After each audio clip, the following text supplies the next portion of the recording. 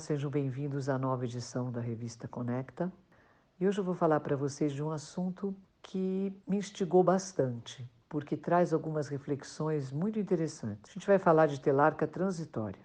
Antes disso, eu queria recordar com vocês que ao redor do mundo, nos últimos 15, 20 anos, a média de início da puberdade mudou. Diminuiu, em média, um ano nas meninas, que são geralmente o alvo dessa discussão, no entanto, sem alterar a menarca. Então, em princípio, uma das causas principais para esse fato foi o aumento de peso da população, não é?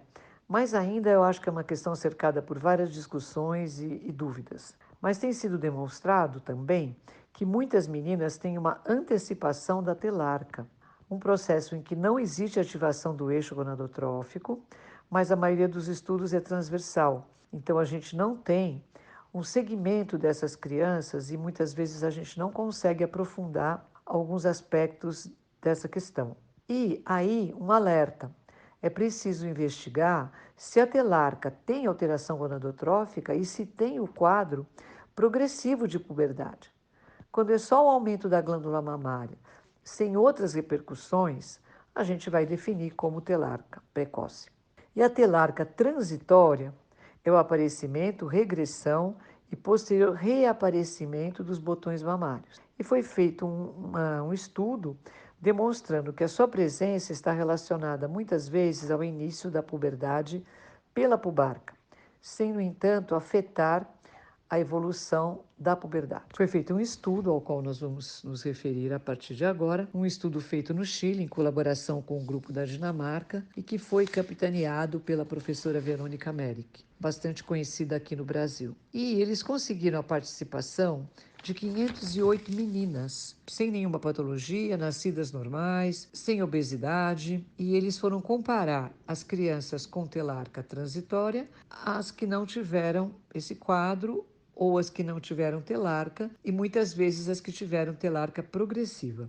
E fizeram várias análises de vários hormônios, inclusive estudo genético de poliforfismo para o FSH e para o seu receptor. E eles mostraram o quê? Que 7% desse grupo de meninas apresentou telarca transitória. E essas crianças, elas têm a mama mais tarde do que as crianças com telarca progressiva, porém, o intervalo entre M2 para M4 e M2 para menarca é bem menor. Então, esse é um ponto no qual a gente tem que prestar muita atenção. Porque se a criança que vocês estão atendendo teve telarca transitória, não vai ser possível dar aquele prazo, 1 ano e meio, 2 anos, esse prazo vai ser encurtado. E 33% das crianças que apresentaram a telarca transitória iniciaram puberdade com pubarca, que é muito mais frequente nesse grupo. E outra coisa curiosa é que, quando essa telarca transitória apareceu antes dos 8 anos, o sulfato de dehidroepiatesto, androstenedione, GF1 e a própria insulina foram menores do que no grupo com telarca progressiva. Quando este quadro foi depois dos 8 anos, essas crianças apresentaram aumento desses hormônios, inclusive da insulina. E aí se levanta até a hipótese se essa insulina seria um dos fatores etiológicos para essa telarca transitória. Assim, trazendo a ideia de que o sistema nervoso talvez estimulasse por reações em cascata a produção de gonadotrofina. E a insulina e IGF-1 estão aumentadas na obesidade, que a gente sabe que é um estímulo para a puberdade. Mas elas também estimulam a divisão celular no tecido mamário.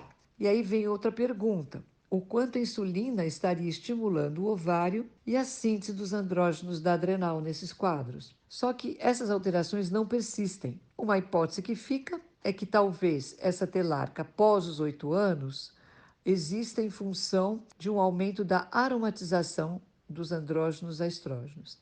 E antes dos 8 anos, talvez por uma contaminação ambiental por disruptores endócrinos. Enfim, a nossa mensagem é: atenção, diante de uma telarca transitória, vocês podem esperar uma pubarca precoce, muitas vezes, e a evolução dos estadios puberais mais rapidamente, embora esse quadro não esteja associado à puberdade precoce. nós ainda não sabemos exatamente o que é esse quadro. Até mesmo essa diferença na evolução para quem tem esse quadro antes dos 8 e depois dos 8 é uma curiosidade bastante interessante. E pergunta-se qual a relação e se existe uma relação desse quadro com ovário policístico. Então fica aqui a nossa mensagem. Vamos deixar a referência para se vocês tiverem interesse em ler esse trabalho, que é muito bem feito.